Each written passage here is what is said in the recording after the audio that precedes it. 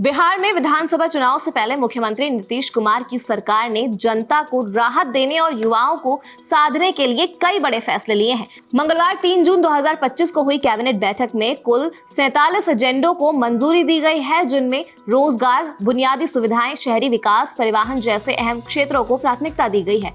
ये फैसले न केवल राज्य के विकास को गति देने वाले हैं, बल्कि आम जनता के जीवन को भी बेहतर बनाने की दिशा में बड़ा कदम माने जा रहे हैं और जाहिर है चुनाव में नीतीश सरकार को इससे फायदा भी हो सकता है। सरकार ने सबसे पहले नौकरियों का बड़ा पिटारा खोल दिया है। विभिन्न सरकारी विभागों में कुल 4,858 पदों का सृजन किया गया है।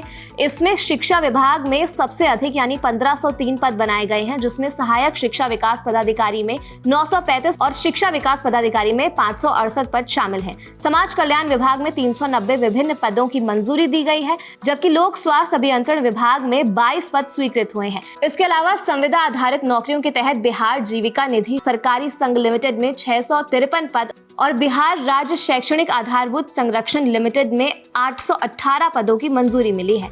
ये सब मिलाकर राज्य के युवाओं के लिए नौकरियों के अवसर में बड़ी बढ़ोतरी होगी। शहरी प्रशासन के क्षेत्र में भी सरकार ने बड़ा फैसला लिया है। पटना के समीपवर्ती दानापुर, खगौल और फुलवारी शरीफ को नगर परिषद से नगर निकाय में शामिल कर दिया गया है। इसका मतलब है कि अब इन क्षेत्रों में शहरी सुविधा का विस्तार होगा और इन इलाकों में रहने वाले लोगों को बिजली, पानी, सड़क, सीवरेज जैसे मूलभूत सेवाएं और विकास योजनाओं का लाभ मिलेगा। ग्रामीण क्षेत्र की जमीन अब शहरी क्षेत्र में बदल जाएगी, जिससे विकास कार्यों को तेजी से लागू किया जा सकेगा। बिहार सरकार ने परिवहन क्षेत्र में भी एक अहम फैसला लिया है।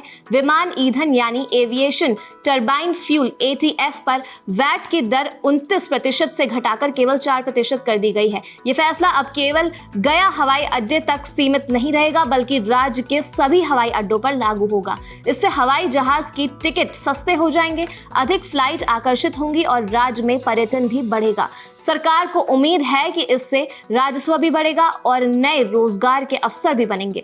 औरंगाबाद और सिवान शहर के लिए सीवरेज नेटवर्क योजना को 1320 करोड़ रुपए की मंजूरी मिली है। वहीं आरा, सिवान और सासाराम में जलपूर्ति योजना को 328 करोड़ रुपए स्वीकृत हुए हैं। आंगनबाड़ी बच्चों के कपड़े अब जीविका दीदियां तैयार करेंगी। इससे ग्रामीण महिलाओं को रोजगार मिलेगा और कपड़ों की कीमत हर साल 5% की बढ़ोतरी भी तय हो जाएगी। पटना के दूरजा इलाके में एक ड्राई डॉक के निर्माण के लिए भी 5 एकड़ जमीन स्वीकृत की गई है, जहां जहाजों की मरम्मत की जा सकेगी। ये राज्य के जल परिवहन और ढांचागत विकास के लिए एक नई दिशा मानी जा सकती है। इन सभी फैसलों को देखते हुए ये साफ है कि चुनाव से पहले नीतीश सरकार ने जनता को सीधे प्रभावित करने वाले कदम उठाए हैं।